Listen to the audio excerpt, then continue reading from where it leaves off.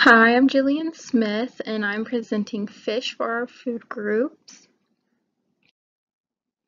So for Meyer, I chose Gorton's cod fish sticks, Gordon's Simply Baked salmon that is roasted with garlic and butter, and also Dr. Prager's buffalo fish bites.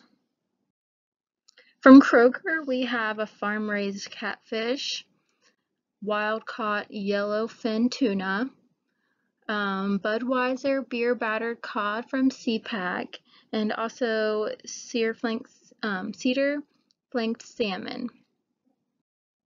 From Fresh Thyme, we have Sea Cuisine honey chipotle salmon, pan-seared garlic and herb tilapia, and Ian's fish sticks that are gluten-free.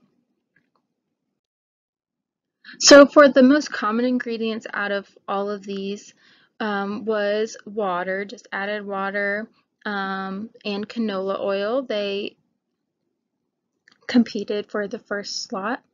Next is cornstarch. Cornstarch is commonly added as well as wheat flour, which was used in a lot of the breading.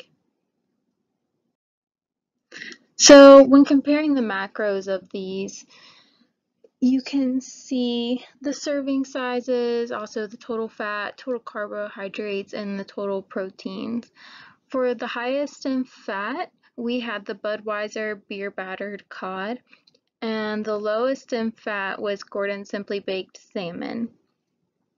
For total carbohydrates, the highest in total carbohydrates was also the Budweiser beer battered cod, and the lowest in total carbohydrates was a tie between the Kroger farm-raised catfish and the yellowfin tuna. In protein, the highest in protein was the yellowfin tuna.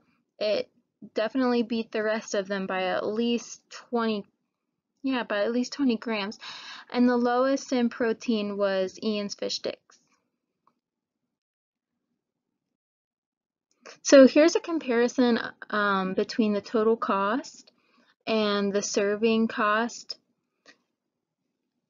So obviously the most expensive one was the cedar flanked salmon at $17.99, but because of its serving size, the individual serving cost was only around $3. So it really wasn't that expensive in a serving cost comparison.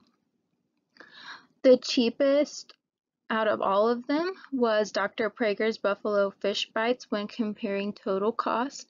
It was only $4.49, but when comparing serving cost only, the cheapest one was the Kroger Farm Raised Catfish, and it was only $1.40 per serving size.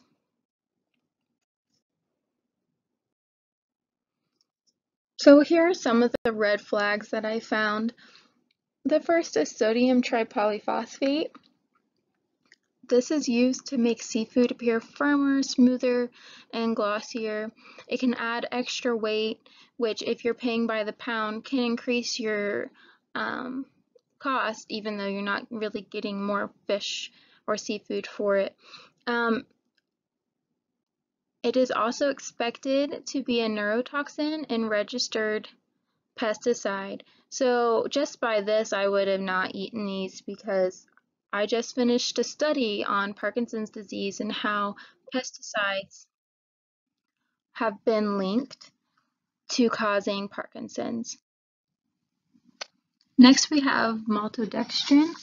This is an additive used to thicken foods, and while I listed it as a red flag because I didn't know what it was at first, but after looking it up, it is safe and it should not be a concern.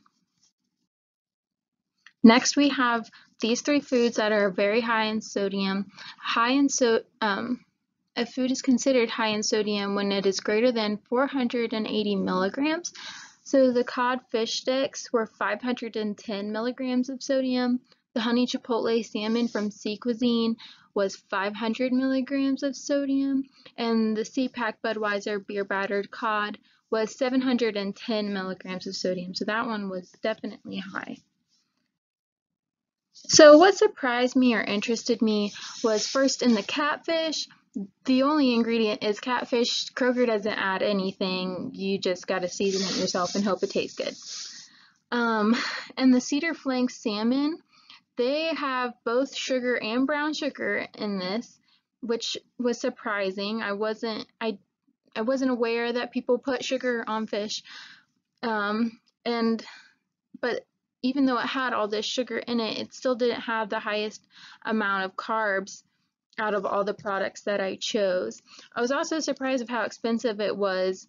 For just this one fillet, it was $18. But the serving size was only a cup, so it evened out on the serving size cost. But depending how hungry you are, you might eat more than a serving size. For the healthiest option, I chose the sequencing pan-sear garlic and herb tilapia. It was only $8.99, and there was 2 servings if you ate a whole fillet. So that would make it about $4.50 per serving, which is pretty common if you were to go to a fast food restaurant, but this would be better for you than fast food. So I chose this because it has very healthy ranges of cholesterol and sodium. You can see at 390 milligrams, it's less than the 480 milligrams that is recommended for a healthy range. Also, it had 55 milligrams of cholesterol, which is less than the normal cholesterol levels of 95 or below. It also had no added sugars. And it was a good amount of protein for an athlete at 23 grams, so that would really help an athlete rebuild his muscles, that kind of thing. It still had some fats at 9 grams, but it had 0 grams of trans fats, which is very good. And it still had carbohydrates, but we know that they are not from added sugars. So this is why all the other options fell short and let the tilapia win. So the Gorton's cod sticks, honey chipotle salmon, and the beer battered cod were all high in sodium, as I mentioned. Both Gorton's cod sticks and Gorton's grilled salmon had the sodium tripolyphosphate compound, which I said is a pesticide, and I would not be comfortable eating that. The cedar flank salmon had the most added sugars. Overall, it felt like not a healthy option. Ian's fish sticks and Dr. Prager's buffalo fish bites were the lowest in protein, and our athletes need their protein to help build their muscles. And the catfish and tuna were not chosen because they had 0 carbohydrates, and carbohydrates are important for athletes to keep their energy going.